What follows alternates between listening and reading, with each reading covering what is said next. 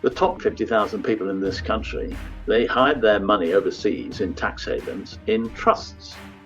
They put them in trust. So when you put something in trust, it doesn't belong to you anymore and you don't have to pay tax.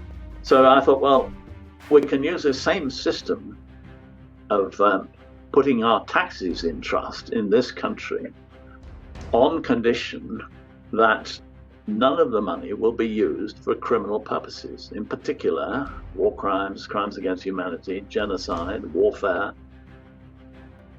One of the things I had discovered in relation to the laws of war was that we had signed up to the UN Charter in 1945, and now there are 195 nations have agreed never to threaten or use force and to settle all disputes peacefully.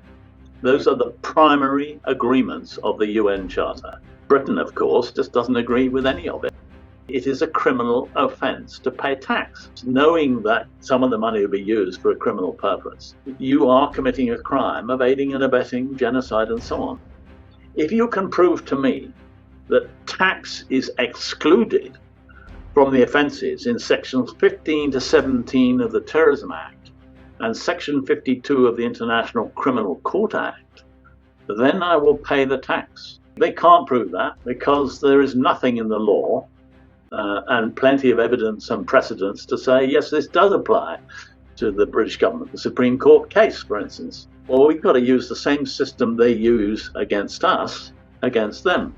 A 4-page document which goes into the detail of setting up a personal trust related to your tax. It's called a Declaration of Sovereignty and Deed of Discretionary, Revocable, Conditional Trust and Withdrawal of Consent to Illegal or Mandatory Taxation. You sign one of these bits of paper and it says, okay, I'm putting my council tax into trust. So I'll pay £2,000, whatever it is, council tax. I put it in trust, but it's on condition that you meet my conditions. And if you meet my conditions, you can have the money and my trustee will hand it over to you. And if you don't meet the conditions by the last day of the financial year, this is revoked and the money goes to the secondary beneficiary. And the secondary beneficiary is you. And they come back to me and say, well, none of it is used for criminal purposes. And I said, well, you don't even know your own process. When I pay the money to the council, that account of the council is owned by the government. It's not yours as councillors. It goes into, along with about maybe 3,000 other accounts, is the total amount of money that's called the Consolidated Fund. And that has been the case since 1787. Every tax, capital gains tax, VAT, income tax, 230 different sources of money that go into the Consolidated Fund. It applies to all of them. I did get a parking ticket somewhere in Hastings, and I wrote to them and said, look, no, I'm not going to pay it because it's a criminal offence, Section 52 of the International Criminal Court Act, and it's a criminal offence for you to ask for it. And I got a polite letter back saying, on this occasion, we will not carry out. Think about your responsibilities to the running of the country. And we do have responsibilities, homeschooling, for instance. I'm supporting a homeschooling unit in Sussex called Hope. I put some money into that to make sure that I'm starting to show that I'm not just refusing it in order to make money for me, but I actually want to contribute to a better world. We can reverse the control in this country from the government controlling us to us controlling the government.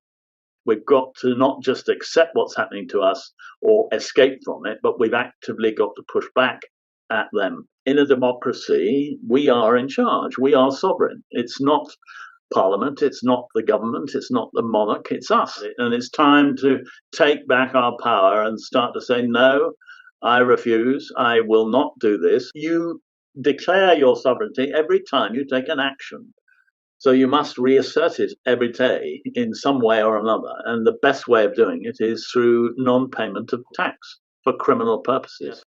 Tax rebellion has been the single most important principle underlying all the successful rebellions in history. Magna Carta started with a tax rebellion. And the same with the English Civil War, American independence, French Revolution, the Russian Revolution, Gandhi's salt tax rebellions, the Glasgow women's rent strike in 1915, and the poll tax in late 80s. The key issue is to take back our power. We have the power all the time, every one of us, to stop giving our consent to what's going on. Every time you pay tax, you give your tacit consent to how the money will be spent by the government. So stop paying it.